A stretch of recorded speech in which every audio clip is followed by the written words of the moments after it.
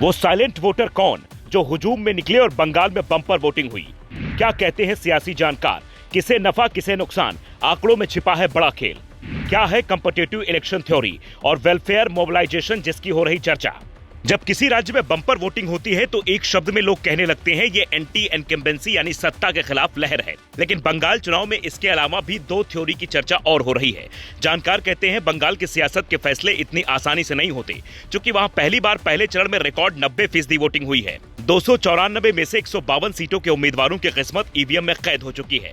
तो सवाल सबसे बड़ा यही है कि इसका फायदा किसे मिलेगा। ममता बनर्जी का दावा है कि वोटिंग एसआईआर के विरोध में हुई है, लेकिन यहाँ एक सवाल ये भी है कि लाखों नाम कटने के बाद भी क्या फेक वोटिंग रोकने के जो दावे किए जा रहे थे वो नहीं रुके।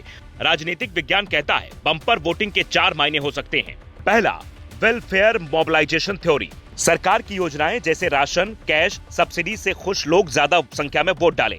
बिहार में भी बीते दिनों बम्पर वोटिंग हुई थी, लेकिन सत्ता नहीं गई। दूसरा, कॉम्पिटिटिव इलेक्शन थ्योरी। जब चुनाव ज्यादा टाइट हुआ, मुकाबला कांटे का हो, तो फिर वोटिंग प्रतिशत हर पार्टी के कार्यकर्ता बढ़ाने की कोशिश करते हैं। हर वोट की कीमत एक तरीके से बढ़ जाती है। तीसरा, चॉइस थ्योरी।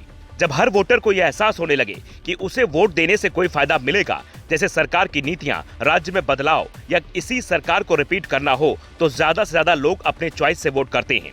चौथा, लहर का माहौल। किसी खास पार्टी के पक्ष में लहर या माहौल हो तो वोट प्रतिशत अपने आप बढ़ जाता है, जिसका फायदा खास पार्टी को मिलता है। अगर ये लहर बदलाव की हो तो यहाँ फायदा बीजेपी को मिल सकता है।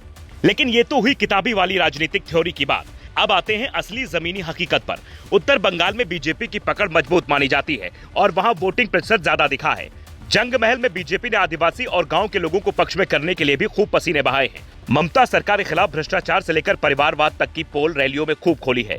हिंदुत्व की राजनीति से योगी ने बदलाव को बड़ी हवा देने की कोशिश की है और यहां तक कि मोदी शाह की बूथ मैनेजमेंट थ्योरी भी इस बार पिछली बार की तुलना में ज्यादा मजबूत बताई जा रही है।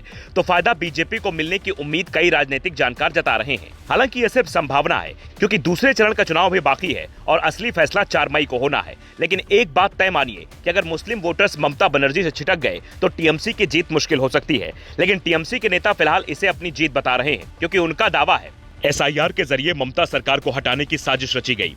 इसलिए टीएमसी का कोर वोटर इस बार दीदी को बचाने के लिए भारी संख्या में बाहर निकला। ग्राउंड नेटवर्क जो ग्रामीण इलाकों में टीएमसी ने बरसों से बिछा रखा है, जिसने वामपंथी सरकार को उखाड़ फेंका था, वो और मजबूत हुआ।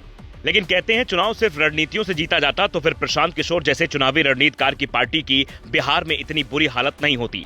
इसीलिए किसी भी सियासी नफा नुकसान वाले नतीजों पर पहुंचने से पहले दूसरे चरण की वोटिंग और 4 मई के चुनावी नतीजों का इंतजार कीजिए, जब ईवीएम खुलेगी, वोटों की गिनती होगी और जनता का फैसला सबके सामने आ जाएगा। Bureau report, global Bharat TV.